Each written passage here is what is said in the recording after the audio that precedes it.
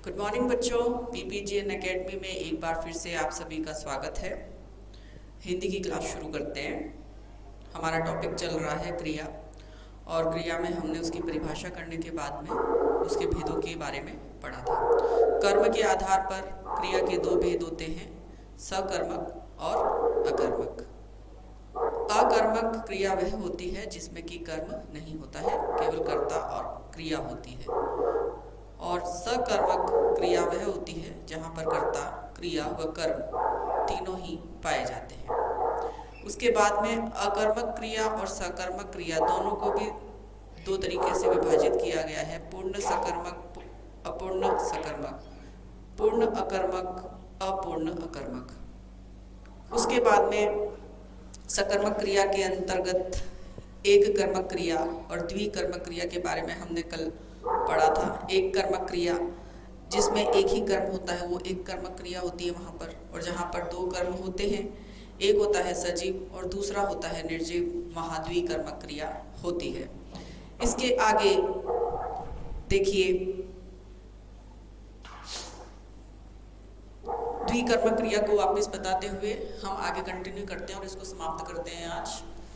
द्विकर्मक क्रिया जहाँ पर ये बताया था कि दो कर्म होते हैं, दो कर्म होते हैं, शॉर्ट में बता रही हूँ आपको, दो कर्म होते हैं। पहला होता है सजीव और दूसरा होता है निर्जीव। वाक्य था, रवि ने शाम को रुपए उधार दिए। रवि ने शाम को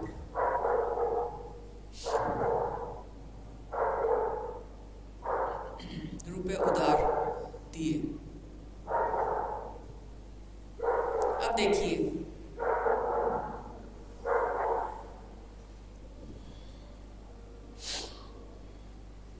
रवि ने करता है, शाम भी यहाँ पर कर्म कहलाएगा, ठीक है, और रुपए भी यहाँ पर कर्म है, और देना क्या है? क्रिया, ठीक है। तो यहाँ पर पहला कर्म जो है वह क्या है? सजीव, और जो दूसरा कर्म है वो क्या है? वो है निर्जीव। तो यहाँ पर कौन सी क्रिया हो गई? द्विकर्मक, यानी दो कर्म हो गए यहाँ पे, ठीक है।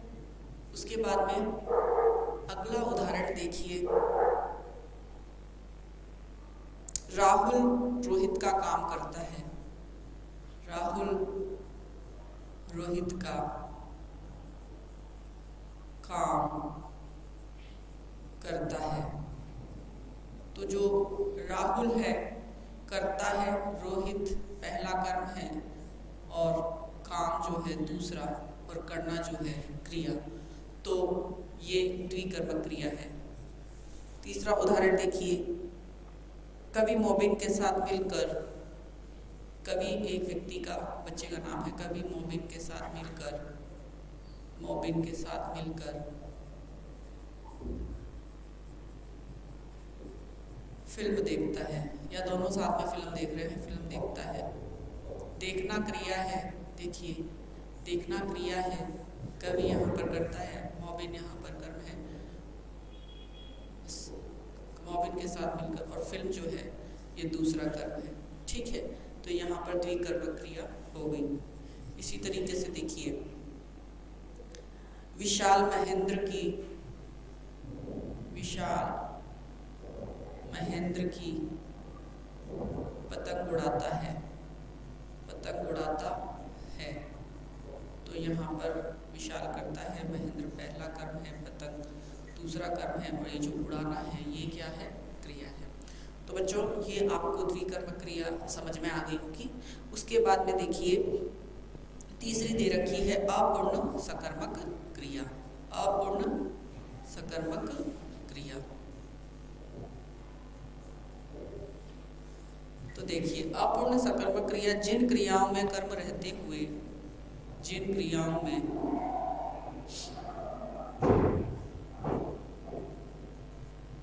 कर्म रहते हुए भी अर्थ का, रहते हुए भी अर्थ का पूरा बोध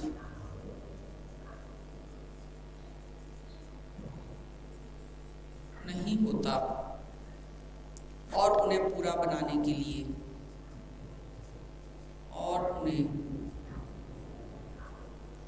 पूरा या पूर्ण करने के लिए, पूरा बनाने के लिए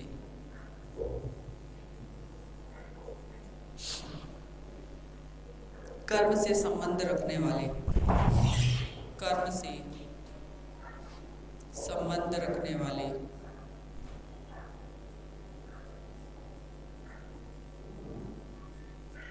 कर्म से संबंध रखने वाले अन्य शब्दों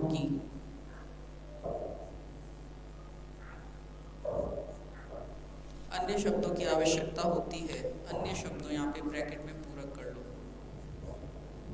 की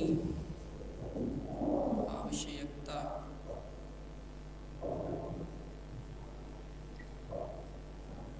होती है, उन्हें अपूर्ण सकर्मक क्रिया कहते हैं। क्या कहते हैं उनको? अपूर्ण सकर्मक क्रिया। ठीक है। जिन क्रियाओं में कर्म रहते हुए भी अर्थ का पूरा बोध नहीं होता और उन्हें पूरा बनाने के लिए कर्म से संबंध रखने वाले अन्य शब्दों की आवश्यकता पड़ती है, वहाँ कौन सी क्रिया होती है? वहाँ होती है अपूर्ण सकर्मक क्रिया। उदाहरण देखिए, साधु चोर निकला।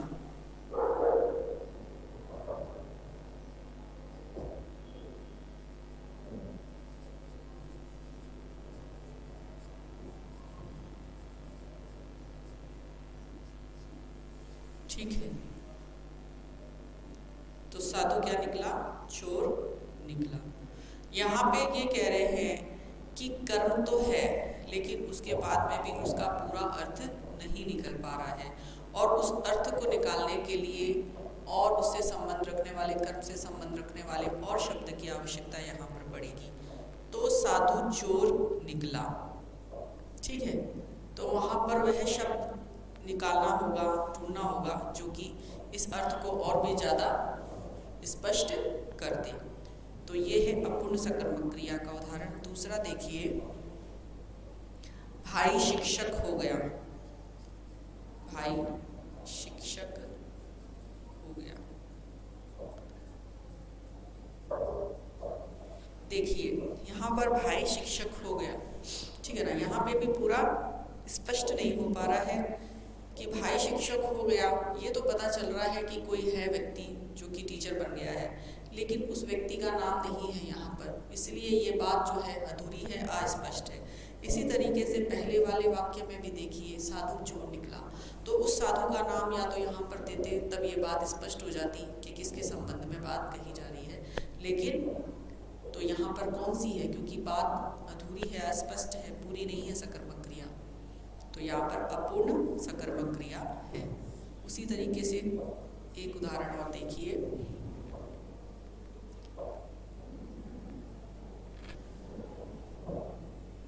विचारों से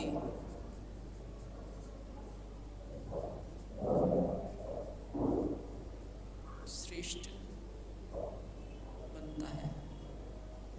महान विचारों से, ठीक है, महान विचारों से श्रेष्ठ बनता है। महान विचारों से श्रेष्ठ बनता है, लेकिन क्या श्रेष्ठ बनता है, ये बात पूरी तरीके से यहाँ पर स्पष्ट नहीं है। तो कर्म से संबंध रखने वाले शब्द को यहाँ पर रखा जाएगा तो बात पूरी होगी, इसलिए यहाँ पर अपूर्ण सकर्मक क्रिया है। एक वाक्य और देख लीजिए, काला रंग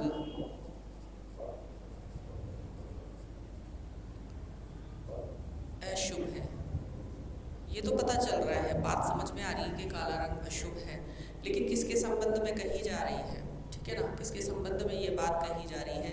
अगर वो शब्द यहाँ पर रख देंगे तो बात पूरी हो जाएगी, सकर्मक क्रिया पूरी हो जाएगी, लेकिन यहाँ पर वो शब्द नहीं है, इसलिए यहाँ पर अपूर्ण सकर्मक क्रिया है। तो ये हो गई हमारी अपूर्ण सकर्मक क्रिया। बच्चों मुझे लग रहा है शायद ये वाला टॉपिक मैंने आपको कल पढ़ाया था, ये जो हम पढ़ रहे हैं, कोई बात नहीं, आपका वापस से एक बार रिवीजन हो गया। ऐसा है, मैं भी थोड़ी भुलक्कड़ हूँ,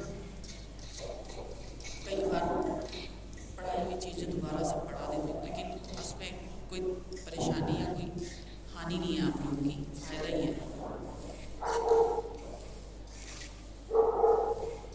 अब देखिए आगे हम चलते हैं इस टॉपिक में और इसको आज समाप्त करेंगे, क्योंकि मेरे ख्याल से ये शायद ही क्रिया का आज तीसरा दिन है। अब ये तो हमारे जो भेद थे सकर्म कर्म, ये कर्म के आधार पर थे। अब प्रयोग के आधार पर या प्रयोग की दृष्टि से क्रिया के भेद है, तो वो हम थोड़ा पढ़ लेते हैं। और ये तो प्रयोग के आधार पर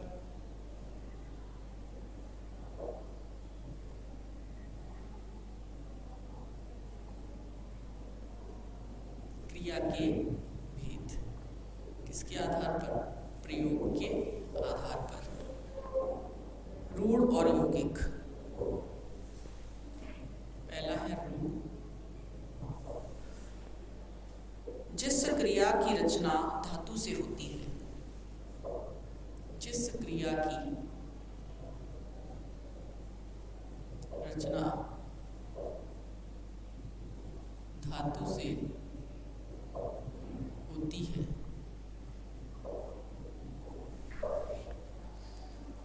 उसे रूढ़ कहते हैं।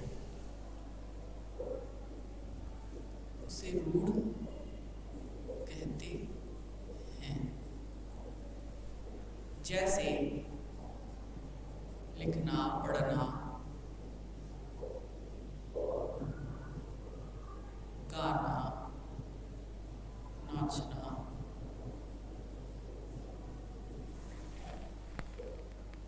खाना पीना आदि।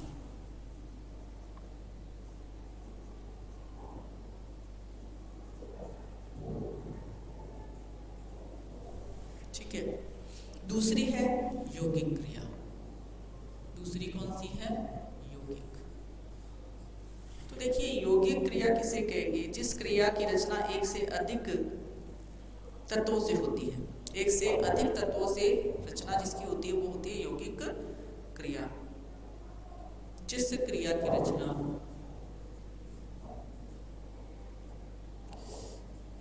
जिस क्रिया की रचना एक से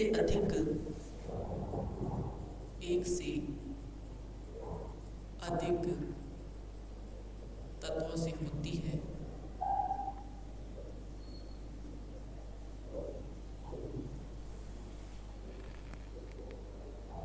उसे यौगिक क्रिया कहते हैं। उसे यौगिक क्रिया कहते हैं। जैसे कि लिखवाना, जैसे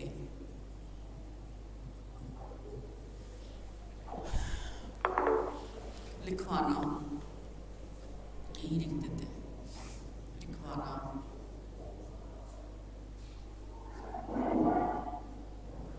आते जाते रहना, पढ़वाना, बताना, पढ़वाना, बताना,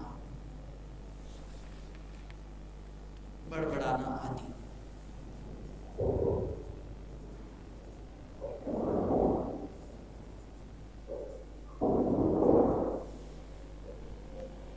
अब यौगिक क्रिया के भेद हैं। अब इस यौगिक क्रिया के भेद, ठीक है, यौगिक क्रिया के भेद।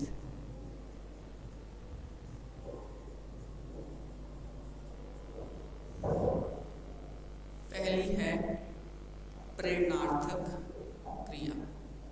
प्रेरणार्थक क्रिया तो देखिए, जिस क्रिया के व्यापार में, जिस क्रिया के व्यापार में, जिस क्रिया के व्यापार में कर्ता पर किसी दूसरे की, कर्ता पर किसी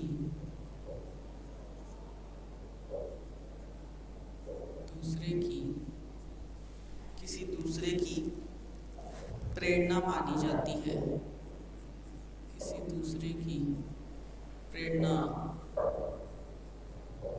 मानी जाती है।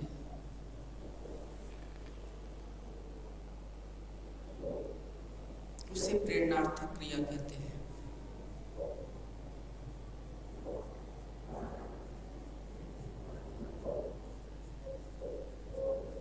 जैसे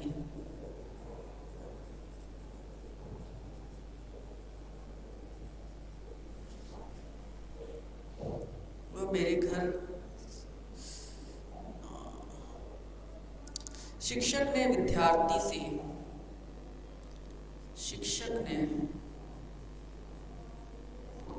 विद्यार्थी से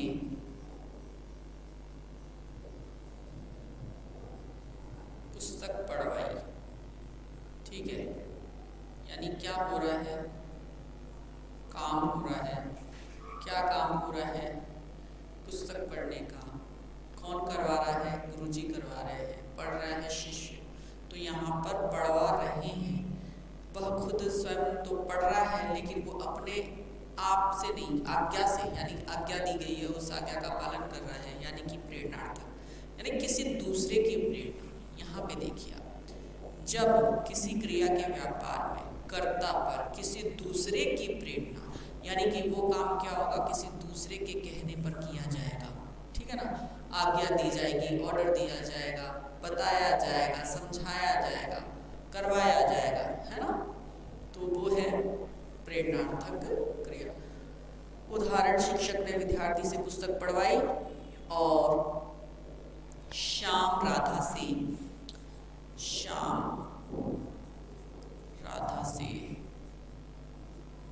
हलवा मंगवाता है। राधा से मंगवाना है श्याम, यानी श्याम के कहने पर, है ना, यहाँ पर शिक्षक के कहने पर। और हम मजदूर से काम करवाते हैं, तो यहाँ पे काम करवाया जा रहा है, हम मजदूर से काम करवाते हैं। ठीक है, उसके बाद में देखिए, तांगे वाला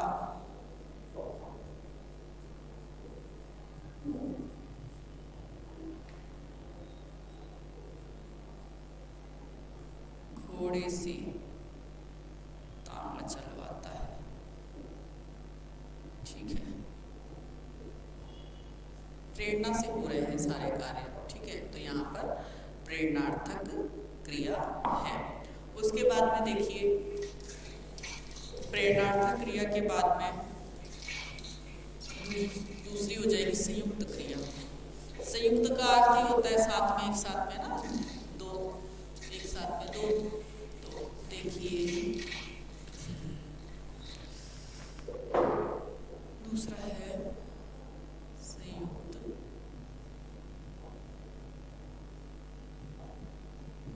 क्रिया।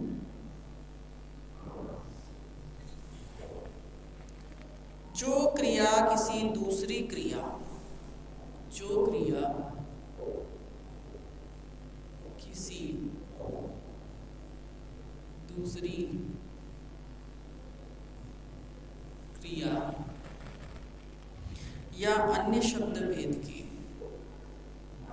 या अन्य शब्द भेद के योग से बनती है। अन्य शब्द भेद के योग से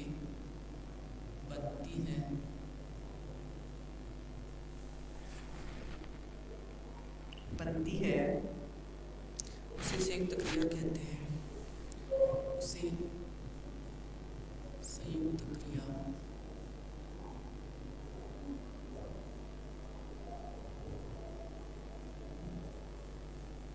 कहते हैं। जैसे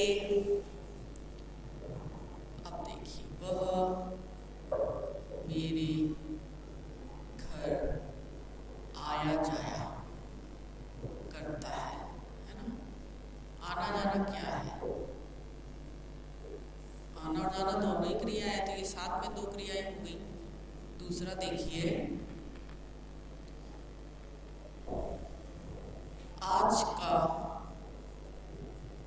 लिखना हो गया। आज का पढ़ना लिखना हो गया। ठीक है, अगला देखिए,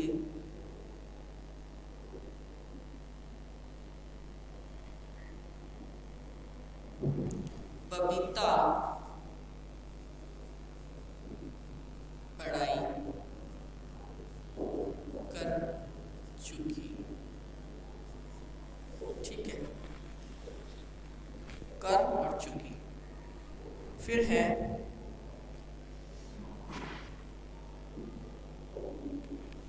सीता का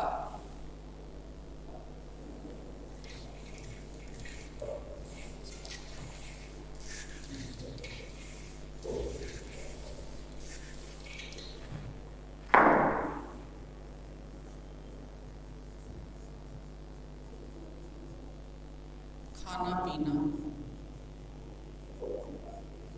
हो गया। खाना पीना, तो ये है संयुक्त क्रिया। उसके बाद में देखिए तीसरी नाम धातु। तीसरी कौन सी है? नाम धातु। संज्ञा सर्वनाम, संज्ञा सर्वनाम तथा विशेषण, संज्ञा सर्वनाम तथा विशेषण से बनने वाली धातु, बनने वाली धातु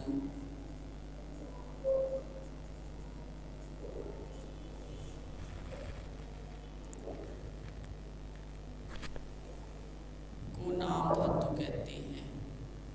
को नाम धातु कहते हैं। किससे बन रही है? संज्ञा से, सर्वनाम से, विशेषण से।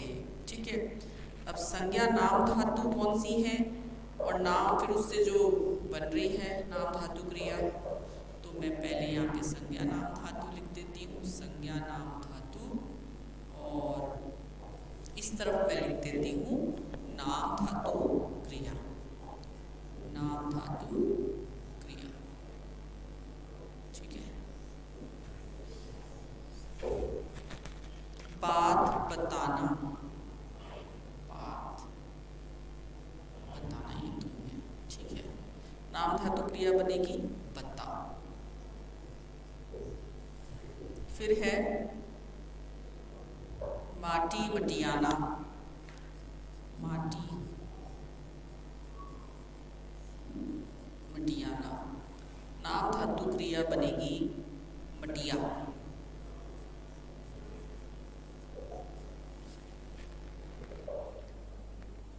लज्जा लजाना,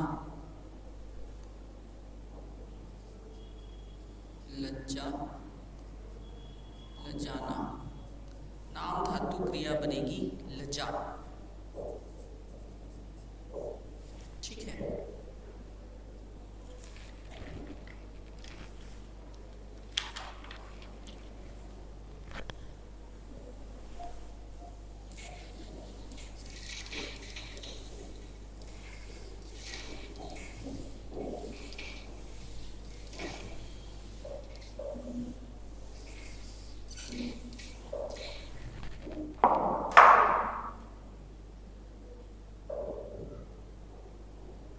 गाली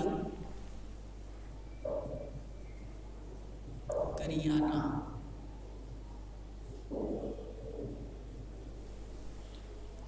चिकना चिकनाना,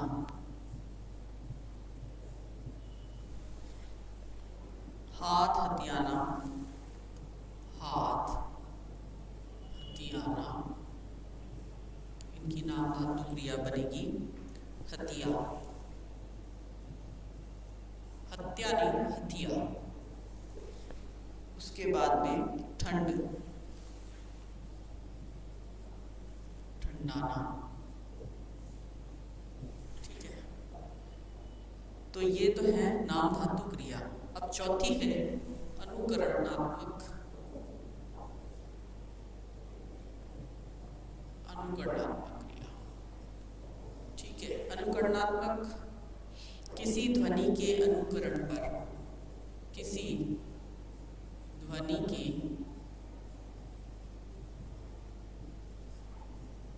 अनुकरण पर, किसी ध्वनि के अनुकरण पर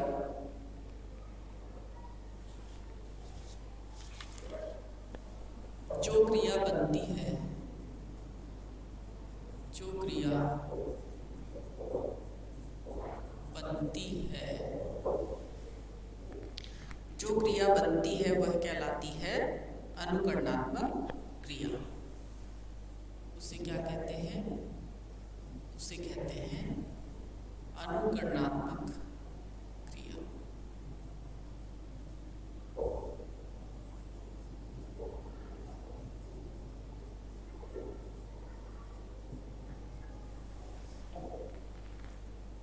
जैसे कि देखिए, अब मैं यहाँ पे लिख देती हूँ जो बन रही है अनुकरणात्मक क्रिया। अब देखिए, फिर देखिए, किसी ध्वनि के अनुकरण पर जो क्रिया बनती है वो कहलाती है अनुकरणात्मक क्रिया। किसी ध्वनि के, कौन सा शब्द आ रहा है? ध्वनि, है ना, आवाज, ठीक है, किसी ध्वनि के। तो खट खट क्या बन जाएगा? खट खट, खटखटाना। क्या अनुकरणात्मक क्या बनी? खटखटाना। झन झन, झन झन की आवाज, झनझनाना, ठीक है। सरसराना, सरसर, सरसराना। टरटर, टरटराना। और छल छल, छल छलाना।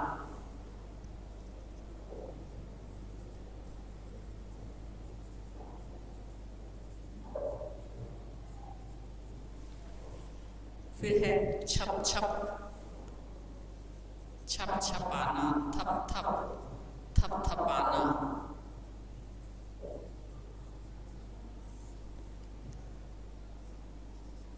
और बहुत से शब्द हैं, ठीक है।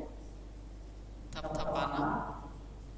और सोचिए, और अपनी तरफ से जोड़िए। धड़ धड़, धड़ धड़ाना,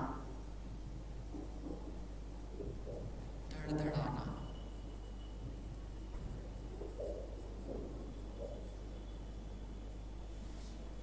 काफी है। उसके बाद में देखिए, अब ये तो हमने कर लिए, लेकिन देखिए जो दूसरे नंबर पे चार क्रिया है, ये किसकी है? ये चार क्रिया यौगिक क्रिया। यहाँ पे मैं आपको एक बना के उसको और स्पष्ट कर देती हूँ। कौन सी क्रिया बताई थी? प्रयोग के आधार पर। एक है रूढ़ और एक है यौगिक। किसके आधार पर है ये? प्रयोग के आधार पर है, ठीक है। प्रयोग के आधार पर क्रिया के भेद हैं, रूढ़ और यौगिक। फिर यौगिक को चार भागों में और विभाजित कर दीजिए। हम इसको कर देते हैं, यहाँ तक कर देते हैं, क्योंकि रूढ़ को तो बताया नहीं है, केवल यौगिक की बात हुई है। तो 1, 2 और ये 3 और ये 4। पहली कौन सी थी? प्रेरणार्थक, ठीक है, यानी कि किसी की आज्ञा से करना, करवाना, ठीक है। दूसरी संयुक्त क्रिया, यानी कि दो जहां पर हो रही हैं साथ साथ में, जैसे धीरे धीरे, ठीक है ना, धीरे धीरे पढ़ना, लिखना, आना जाना। फिर नाम धातु, नाम धातु, और फिर उसके बाद में अनुकरणात्मक। अब ये चार हो गई। अब ये जो संयुक्त क्रिया है इसके भी भेद हैं। तो संयुक्त क्रिया के भेद हैं, तो संयुक्त क्रिया के कितने भेद हैं? 4 भेद हैं इसके भी। तो आप इसको फिर 4 में कर लीजिए। 1, 2, 3, 4। पहली है मुख्य क्रिया, दूसरी है सहायक क्रिया, और तीसरी है संयोजी क्रिया, और चौथी है ठीक है, आप लोग बिल्कुल भी कंफ्यूज मत होइएगा। अगर पढ़ने के बाद में समझ में नहीं आ रही है तो कृपया करके आप इस वीडियो को दोबारा, तिबारा, चौबारा देखने का कष्ट कीजिएगा और इस डायग्राम को अच्छे से देख लीजिए। प्रश्न पूछा जाए प्रयोग के आधार पर क्रिया को कितने भागों में बांटा गया है, तो जवाब होना चाहिए दो। ठीक है, कौन कौन से? रूढ़, पहला रूढ़, दूसरा यौगिक। प्रश्न पूछा जाए यौगिक क्रिया को कितने भागों में बांटा गया है, तो उत्तर होगा 4। संयुक्त क्रिया को कितने भागों में बांटा गया है या उसके कितने भेद हैं, तो उत्तर होगा 4। कहने का तात्पर्य यह है कि अगर आपने इसका स्ट्रक्चर समझ लिया, इसका ढांचा समझ लिया, मूल बात आपको अगर पता है, तो फिर इनको तो समझने में कहीं कोई दिक्कत ही नहीं है, क्योंकि आपको परिभाषा करवाई है और उदाहरण करवाए हैं। अनुकरणात्मक और नाम धातु में आपको बता दिया है किस तरीके से क्रियाएं बनेंगी। ठीक है, प्रश्न वैसे इतना डीपली नहीं पूछा जाता है, लेकिन फिर भी जब ये टॉपिक कर रहे हैं तो मैंने शुरुआत में ही आप लोगों को कहा था कि हम पूरा पढ़ेंगे और अच्छे से पढ़ेंगे। तो इस डायग्राम को आप अच्छे से, ग्राफ को अच्छे से देख लीजिए और समझ लीजिए। हम चलते हैं आगे, मुख्य क्रिया जो कि संयुक्त क्रिया का पहला भेद है। ठीक है,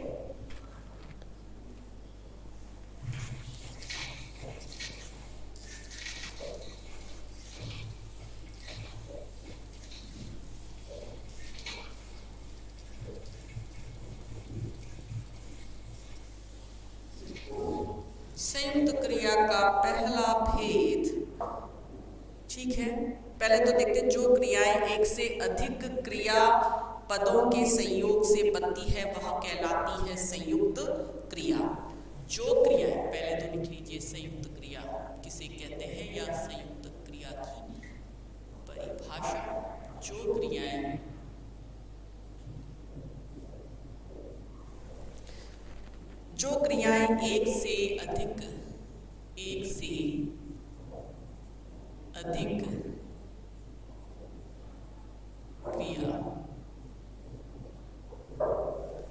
एक से अधिक क्रियापदों के संयोग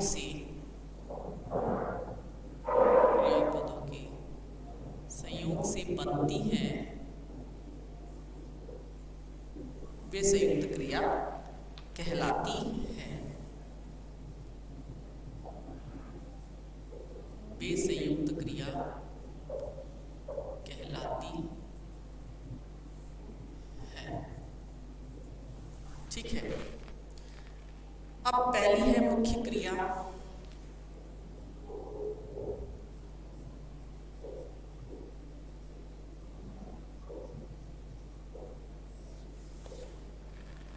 संयुक्त क्रिया में एक क्रिया मुख्य होती है। संयुक्त क्रिया में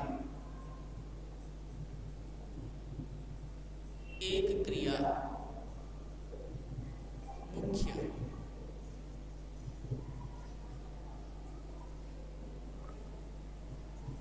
होती है। वह कर्ता या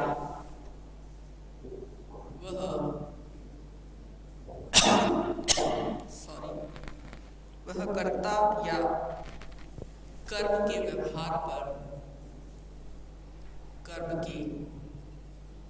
व्यवहार पर दृष्टि रखती है। किसके व्यवहार पर दृष्टि रखती है? कर्ता या कर्म के व्यवहार पर दृष्टि रखती है। तो देखिए वाक्य देख लीजिए, जैसे कि वह पढ़ लिया करता है। वह क्या कर लेता है? वह पढ़ लिया करता है। ठीक है,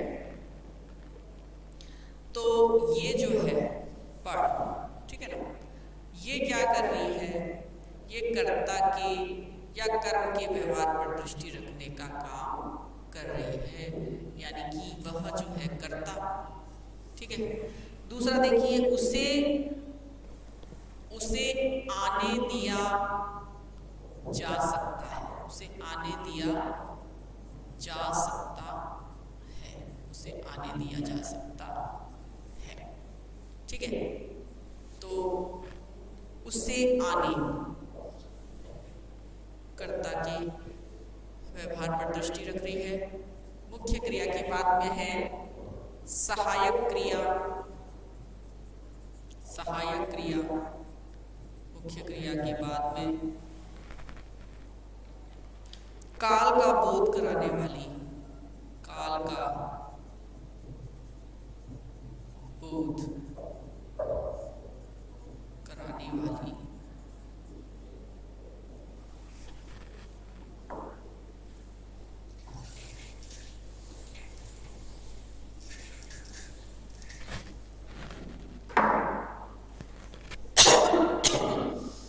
काल का बोध कराने वाली क्रिया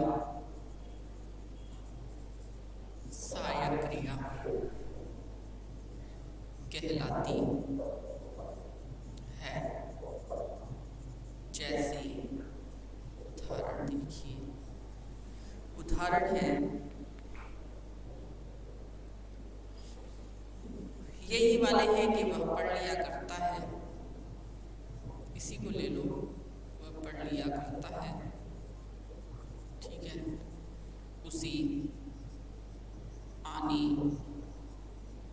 दिया जा सकता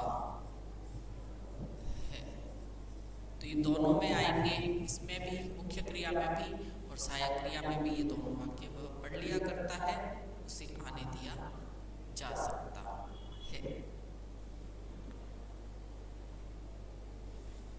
तीसरा है संयोजी क्रिया। तीसरी कौन सी है? संयोजी क्रिया। ये मुख्य क्रिया की, यह मुख्य क्रिया की, यह मुख्य क्रिया की पक्ष उसकी वृत्ति तक, पक्ष उसकी वृत्ति तक काव्य की वाच्य की सूचना देती है, वाच्य की सूचना देती है।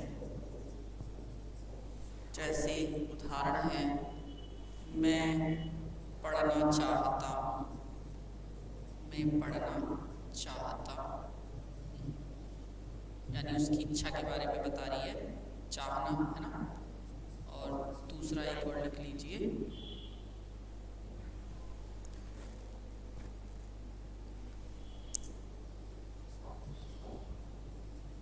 अब मैं और रोटी नहीं सेक सकती, ठीक है, नहीं सकती, और रोटी, ठीक है ना, और रोटी, मैं अब और रोटी नहीं सेक सकती। तो यहाँ पर इच्छा को दर्शा रही है, उसकी वृत्ति तक वाच्य की सूचना, ठीक है ना, उसकी जो इच्छा है उसके बारे में बता रही है। उसके बाद में लास्ट है समापिका क्रिया, लास्ट अंतिम समापिका,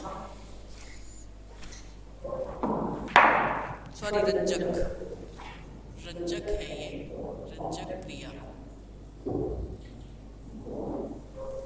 तो रंजक क्रिया मुख्य क्रिया के अर्थ को रंजित करती है। यह मुख्य क्रिया के अर्थ को रंजित करती है, मुख्य क्रिया के अर्थ को रंजित करती है। जैसे देखिए, मोहन पार्क में दौड़ता है, मोहन पार्क में दौड़ता है। दूसरा है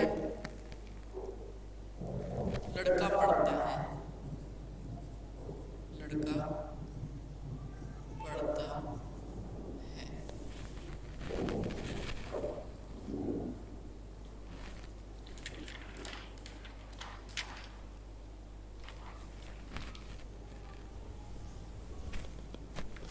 इस तरीके से ये जो क्रिया है, हमारा क्रिया का टॉपिक आज समाप्त हो गया और मैं उम्मीद करती हूँ कि आपको बहुत अच्छे से ये समझ में आ चुका है और मेरी शुभकामनाओं के साथ में आज की क्लास यहीं समाप्त होती है।